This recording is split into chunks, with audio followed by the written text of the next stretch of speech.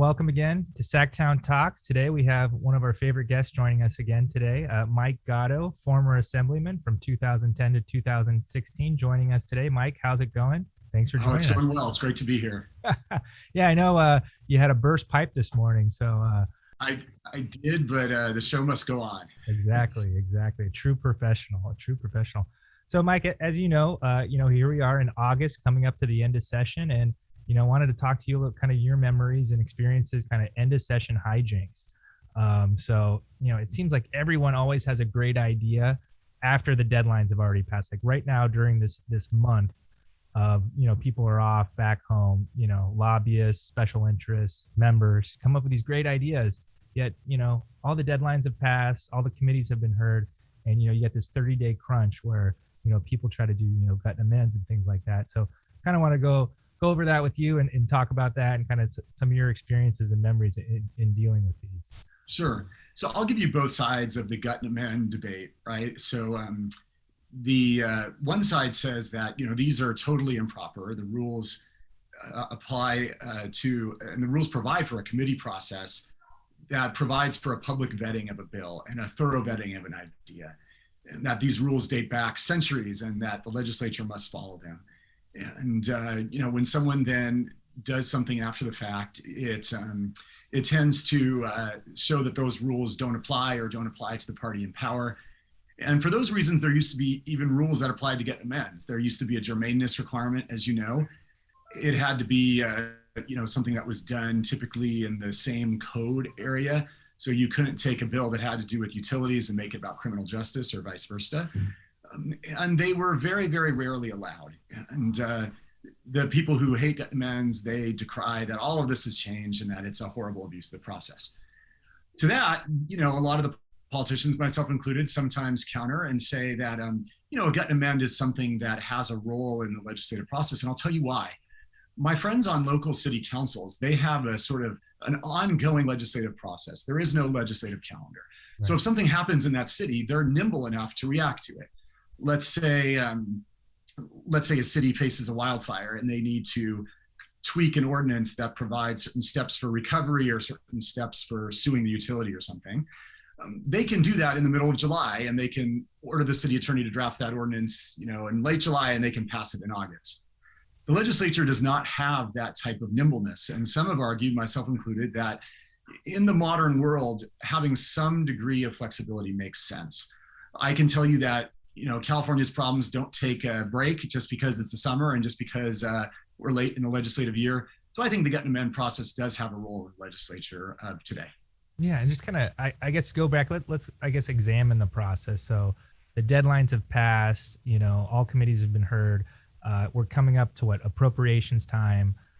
So kind of right now, if a member has a good idea, they want to do a bill, kind of what's the process of doing a gut and amend and, doing one of these last minute bills? Sure. Well, you typically have to find a bill that's already made it to the other house, and you then submit amendments in whatever committee is there, because a committee is typically the place to take the amendments. Occasionally, they're even done on the floor. And then that bill then has to go back through it has to proceed through the second house, of course, but then it goes back on a concurrence vote. And in theory, it's just another change that has occurred to the bill during the process, and it would be subject to a regular concurrence vote. The reality, of course, is that the bill has substantially changed after the deadline. And of course, you have a situation where the committees may or may not, the subject matter committees may or may not have the ability to thoroughly vet the idea. Right. And, I guess, there are no rules until there are rules, right? There's always rule waivers and things like that. Kind of, I guess in your experience, like, talking with leadership, getting, 2/3 vote, vote waivers, kind of when does that come into play, and kind of how hard are those to achieve? Sure. So certain bills that are past a wide variety of deadlines require, as you noted, a rule waiver. And that typically that has to occur on the floor, and it requires a 2/3 vote. And so, when people talk about one of the biggest changes of the supermajority era, where Democrats, of course, have supermajorities in both houses in Sacramento, it's really not to pass legislation or taxes. As you know, there's always going to be a few holdouts who don't want to vote for the taxes, but it's more that they can waive the rules whenever they want. and they can, say that, well, this bill is past this deadline, or it's past this deadline. It hasn't gone through this committee, blah, blah, blah, but we're going to waive that. We're going to waive that by a 2/3 supermajority vote. And these are what are called procedural votes. There is a long tradition in Sacramento that procedural votes, even if you object to them, even if you, completely disagree with the principle, that you follow the leadership on them. You follow the speaker if you're an assembly member, and you follow the president approaching the Senate, and you give your courtesy procedural vote. So these procedural votes almost never fail. That enables the party with the supermajority to waive the rules. And I guess, kind of it's interesting because you've served, I guess, under both times when there wasn't a supermajority and when there was. I guess, do you recall, procedural votes failing before the supermajority? Oh yeah, before Democrats had a supermajority, it was pretty rare to get a rule waiver. You would obviously need to persuade a few Republicans that this had merit or it had need. In many cases, they would exact or extract some type of concession in response to it. And it was a way really for certain Republicans to be relevant. I have always maintained that a portion of the legislature is always going to vote yes on a Democratic bill. Those are the more progressive members. A portion of the legislature is always going to vote no on a Democratic bill. Those are the more conservative Republicans. And it's the folks in the middle where the action is. Well, before the Democrats had a supermajority, there would be some Republicans who were in the middle. They were, for lack of a better word, in play. They could, have a pretty profound effect on an outcome. And because of that, I would submit that the legislature was a little more bipartisan, of course, before the big supermajorities. Interesting. And I guess, during your time, in 2010, I guess that was before some of the budget rules and things like that. I guess, do you recall, before, we had these budget surpluses and things like that, I guess, budget fights and things like that going down to the wire in 2010 and 2011? Yeah. So, I mean, I point this out frequently, and it's an important distinction, for people, although I have to give myself grief because I know I point this out a lot, which is, I got elected in a special election, and I actually got elected, the main people who took office in 2010 took office in December of 2010. And so it's a little confusing for some people, but my election was in April, and then there was another one in June, and I took office shortly thereafter. And so I served under Governor Schwarzenegger, not just Governor Brown. I served under the pre-Prop 26 rules. I served under the vastly different compositions of the legislature at the time during that little half term that I had. So I had, 7 budgets votes instead of 6. I had 4 sets of pins and 4 terms technically instead of 3. But because of that, I saw a window. I bridged this weird era where I was there when you still required a supermajority for a budget vote.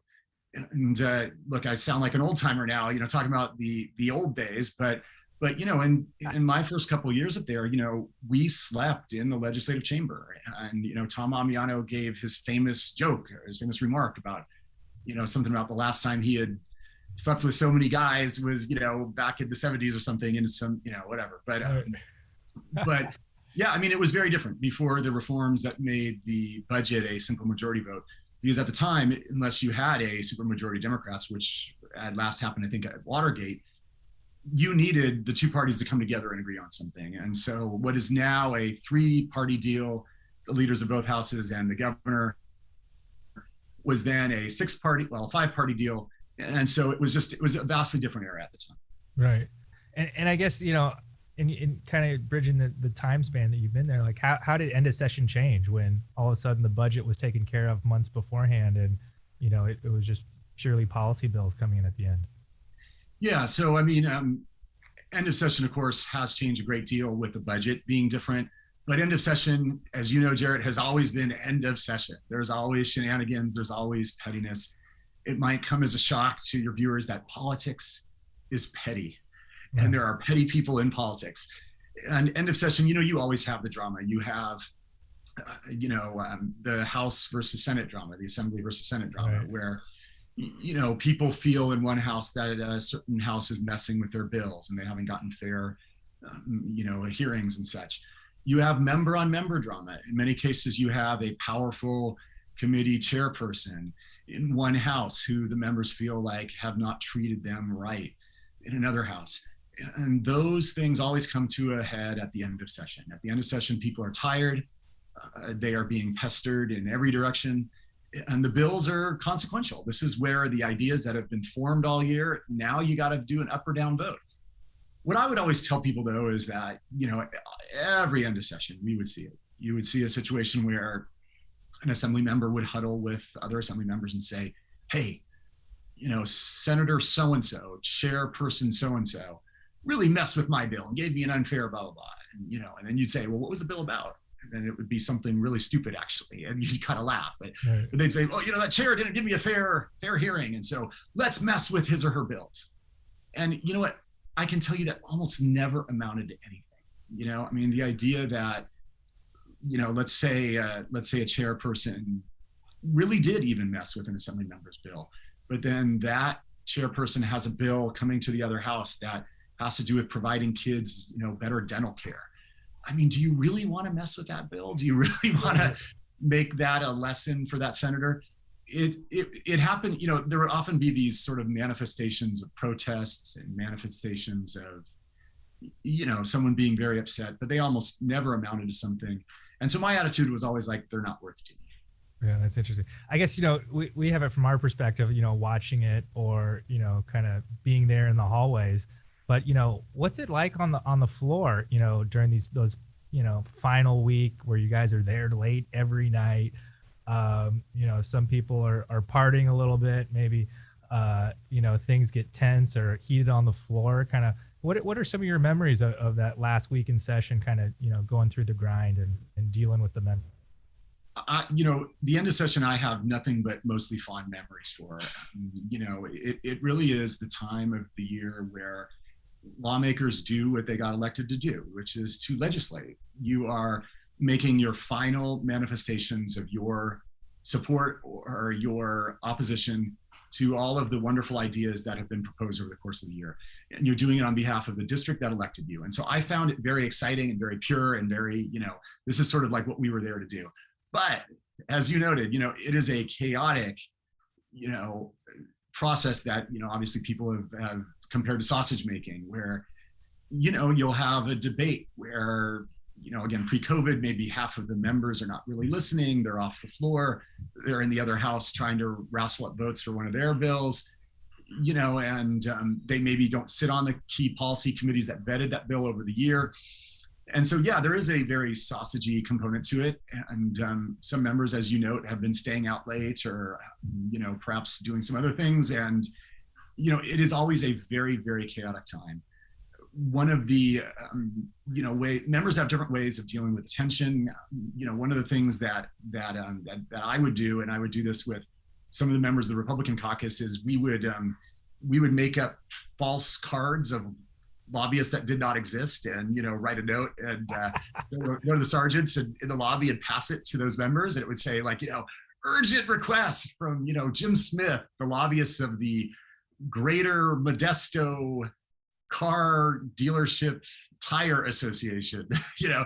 And every once in a while you'd have a member go running out there and be like, oh my god, I got to talk to this person. And that's how we filled up a lot of the dead time, because there's a lot of time where you're just waiting around and nothing is happening. You're waiting for bills to come from the other house, or you're waiting for leadership to strike a deal, and you're just sitting. Now, obviously, this has changed a little bit with COVID, but it's going to go back to what I remember, and it's been like that for hundreds of years. That's funny. You have one of the the great milestones of never missing a vote. I think you're one of the only members to never miss a vote. Kind of what was one of your secrets while everyone's focusing on other things? How did you never miss one, or pay attention enough to so as my wife likes to point out, I even came to vote when I had swine flu and even when I had a broken rib. But look, I don't think that I did anything special. I really don't. I always object to that. I think lawmakers are there to cast a vote. We are there to put ourselves on the record. And my secret was less about paying attention, although that was very important. And it was more about actually wanting to be on the record for votes, wanting to cast an up or down vote. It is perceived in the etiquette of Sacramento that it is nicer if you take a walk and you don't actually casts an affirmative or a I don't know what the word would be, a negative no vote, it is perceived that that is somehow nicer. But you try explaining that to a member of the public. You elected me to do a job. You elected me to manifest my viewpoint plus the district's viewpoint on any bill, on any idea. And yeah, I thought this bill was horrible. It was terrible. It was really the stupidest thing ever. So I took a walk, right? I mean, it just doesn't make sense then, right? And it never really made sense to me. So I try to, if I had an objection to a bill, I cast a no vote. Whereas a lot of members feel like, if they're out of the room or I'm sorry, if they don't record themselves as a yes or no, if they're just recorded as not voting, that has the same effect as a no, but later they can tell somebody, oh, I was just out of the room. I was going to vote yes, but I was out of the room. And they can tell somebody, well, I did vote no. It's the functional equivalent. And so it's a way to try to have it both ways. I always thought that was too cute by half. Something you alluded to earlier was kind of this tension between the houses. And this is something we hear all the time of, the Senate's holding bills or the Assembly's holding bills because, they're mad about something. You were, in leadership and, appropriations chairman, kind of, what was your experience with that? And, as someone, high ranking in the Assembly, is that something you ever got involved with, kind of negotiating with the Senate, or, is it more just, lore? Yeah, so all the time. I mean, there were many ends of sessions where, I was fortunate, I guess, or maybe cursed to be part of leadership during my entire 7 years. I think maybe I take that back. Maybe my first term, I was not technically part of leadership. But so I was always, even when I wasn't chair of appropriations, there were times where for whatever reason, there was some type of big negotiation, for example, on a water bond or something like that, where, the Assembly needed to negotiate with the Senate. And certainly when I was chair of appropriations, there were many end of sessions where we found ourselves, going over to the Senate to try to say, hey, you really didn't treat this member fairly, or this bill deserves a hearing, or, please let this bill out. And then the Senate would give us their list of grievances. It was a Festivus, end of session Festivus session where their grievances would be aired, and we would try our best to try to keep the peace. I can tell you that that also brings up something that I think the public really doesn't understand about the legislative process. I talked a little bit earlier about something else that they don't understand, but what they don't understand, what I think the public doesn't understand a lot, is how much the legislative process is a give and take, and how much both houses need each other, and how much individual lawmakers need other lawmakers. The best example that I would give is every once in a while, I would get called to the carpet, or I would be questioned by a constituent about a marginal bill. Not a bill that was, pure evil, and not a bill that was pure good, but a bill that was really, sort of obviously open to many different opinions. And a constituent would say, why did you vote yes on that bill? Let me make my passionate case. And why did you vote yes on that bill? And I would say, well, I saw both points, and yeah, I agree with you. Yeah, it probably wasn't that the greatest bill. But you understand that the author is the chair of blah blah blah, and I needed that person to put forth the legislative agenda that I have done for your organization and for my district. And they would never get that. They would never understand that. But the best way that I could hope to help any member of the public that's watching this understand is that, imagine you got elected because your key thing in your district is education reform. You are so passionate about making sure that the kids in your area have the same access to higher education, or just a solid K through 12 education that you feel that they deserve and that they're not getting. And then you just imagine that there is a bill that is authored by the chair of the key education committee that you need to get your key reform through next year or that year. You might give that person a little bit more consideration than otherwise, right? And that's why legislative power and being a chairperson is so important. It really helps you get your agenda done, and it helps your district in the long run. But it's also something to where if that chair of that education committee authored a bad bill, your district might not always understand why you voted yes on it. Right. I guess another interesting kind of part of end of session is the committee process, and how that kind of evolves towards the end. Kind of what are some of your memories about some of the last minute committee you would hold, either as appropriations chair or one of the other committees you held, in these last minute hearings? And did you ever have any on the floor committee hearings or quick committee hearings where, you had to do it one real quick to hear a bill? Oh yeah, great question. So, I mean, without getting into the complicated rules, in many cases, the mechanism for making an amendment, especially without rule waivers, through the committee process. And in many cases, you want to at least have the record show that a committee did hear a bill. But that being said, yeah, many, many times, committees would hold hurry meetings off the floor. I remember gigantic committees that I served on, including appropriations, being called in the rules room, which is, Capital Insiders know is rather tiny. Right. And, we would have, 50 sweating lobbyists in the room with us as we, hastily considered something. That really always contributes to the tension toward the end of session. It contributes to the sense that things are hurried. And, some would argue it doesn't always make for the most deliberate policymaking. That is one of the grand challenges of the legislative process is, again, being flexible enough to do stuff, but also, being deliberative enough to give stuff the consideration it deserves. So yeah, at the end of the session, there's always last minute kind of committee hearings going on. And as a chair, kind of what are some of your memories of kind of some of these last minute committee hearings or, off the floor committees that you kind of recall and that part of, the legislative process, and it can be kind of hectic, and, kind of what are some of your good memories from that? Sure. So there are really two species of end of session committee hearings. There are those that are called by leadership or for technical reasons. That's because the rules either make it easier to amend a bill in committee, or because leadership wants a committee to technically vet a bill. Right. And then there's the ones that are called by chairs, where, they might call a bill back into committee because of some perceived, impropriety by the author as it went through the process. And sometimes that very act itself can be fatal to a bill. They can call a bill back to committee, and then the committee might not meet, and it's a very quiet way to sort of kill a bill. But yeah, this type of thing happened all the time. I remember many end of sessions where there would be, we would have a gigantic committee the size of appropriations meeting in a tiny little room, like the rules committee room. And there'd be, 50 sweaty lobbyists in there and, 50 members of the public. And we would do our best to do the people's business in a very rushed manner. It's interesting. I guess as a committee chair, how do you keep track of, what's going on at end of session to know whether to call a bill back to the, your committee or not? Yeah, so I mean, it's a combination of good staffing plus the intervention of people who care about the bill, whether it's lobbyists or members of the public. Many times the simplest way that a bill gets called back to committee is from a promise that was broken. There are amendments, as that are done, in writing before a committee meets.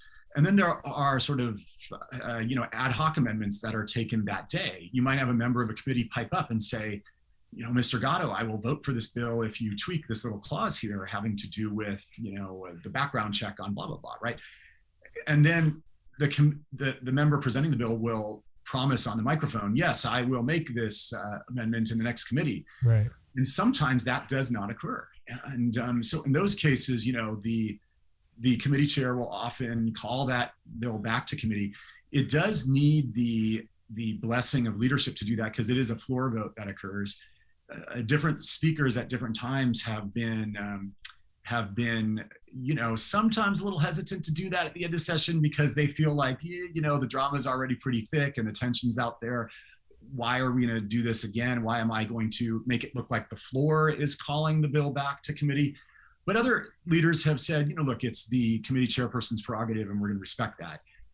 I can tell you that sometimes a committee chairperson can kill a bill on a floor, just without even needing to call it back to committee. There was one time where a member of the legislature made me a promise on the microphone. He completely violated it, did not make the promise amendments that were conditioned or that were a condition of the bill getting out of the committee or passing my committee.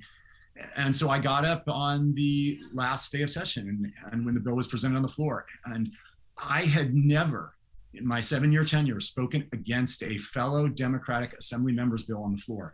That was a tradition and unwritten rule of the House that was drilled into me by Speaker Perez, which is when you are a member of leadership, you can talk against the Senate bill, you can talk against a bill from the other party, but we don't talk ill about a bill from our caucus in our House. I had never done that. I got up and I said, members, I'm asking for a no vote. The author did not fulfill a promise he made in my committee, and any of you who are committee chairs know how important that is. And his bill failed miserably.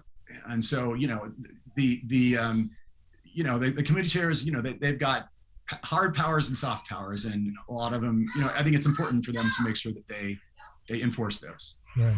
Kind of coming in as a younger member, do you recall some like instances where you kind of saw something happen at the end of session? You're like, taking notes, procedurally of how to maneuver and kind of operate.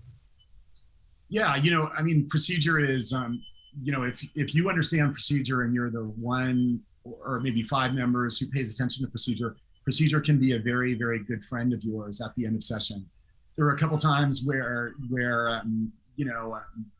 people really didn't understand the rules of unanimous consent.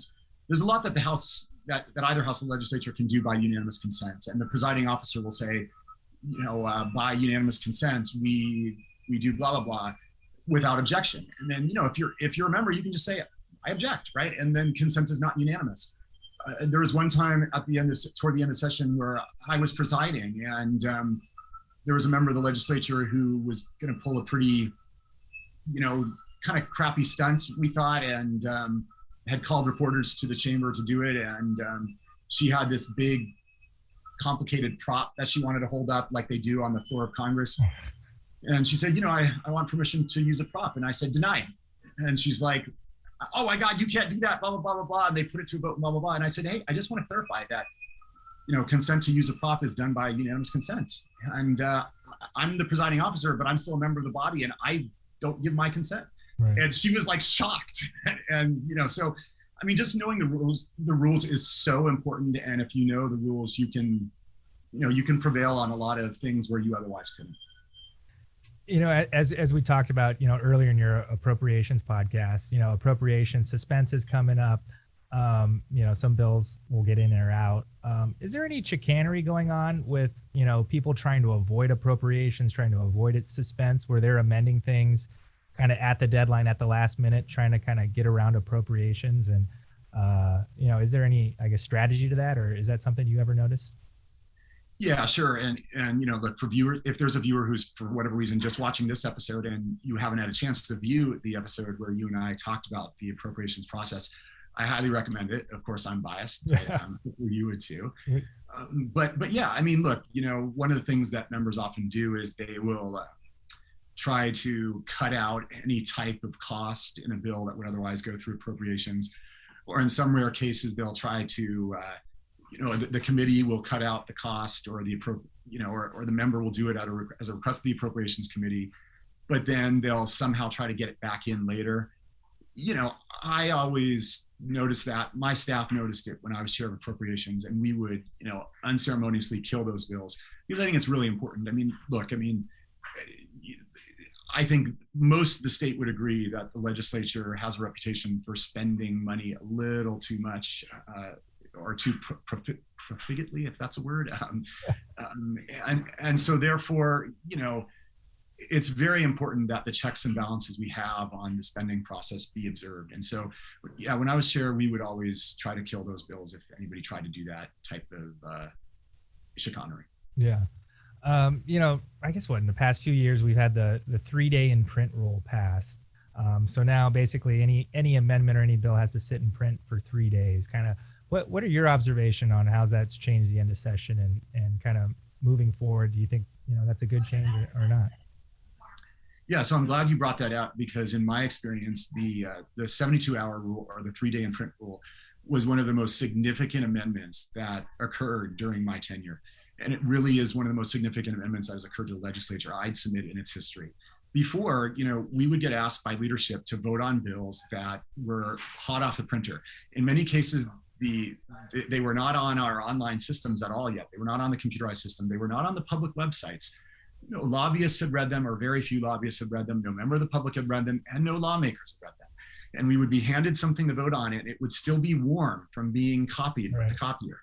And, it's the old joke. this occurs in the federal Congress as well, where, I believe there was one time where Nancy Pelosi said something like, we need to vote on the bill so we can read it, or something like that. We need to, Exactly. And we would get asked to do that, 10 times per session, where it'd be the end of the House of Origin deadline, or the budget bill would be voted on, or it would be the end of session. And we'd be asked to vote on something that was just completely not vetted, except for the 5 or 6 people who had drafted it. The 72-hour rule, of course, changed all that. It requires that a bill be in print and the final amendments be in print 72 hours before being voted on.